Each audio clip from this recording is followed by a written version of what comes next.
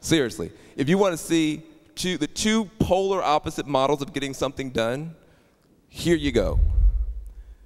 Senate subcommittee hackathon. Senate subcommittee hackathon. In the time it takes the subcommittee to let everyone talk, the hackathon has solved the problem. That's literally, so I get it, but it's scary to me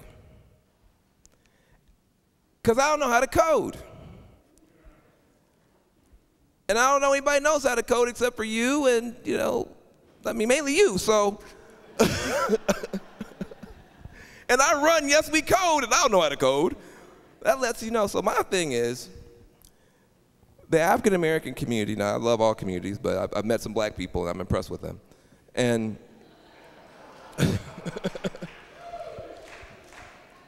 but just to speak about the black community for a second, in light of what you just said. What you just said is inspiring, and it's also terrifying. Because if you're right, we're screwed. And I'll tell you why. In the black community, right now, this weekend, you probably had 1 million black kids out there playing basketball. Why? Why? Yeah, hoping to get paid. Hoping to get paid. 1 million African American kids out there playing basketball, hoping to become LeBron James, hoping to get paid. The NBA hires 15 kids a year.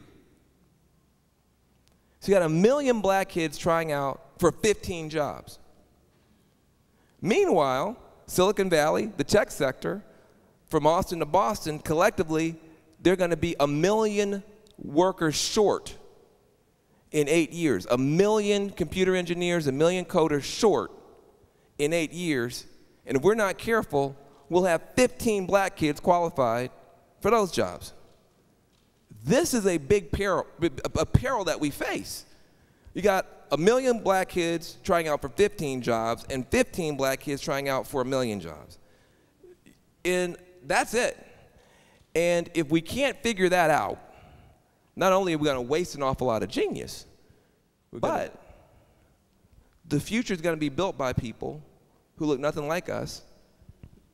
And best I can tell, folks in Silicon Valley are really, really passionate about creating photo sharing apps.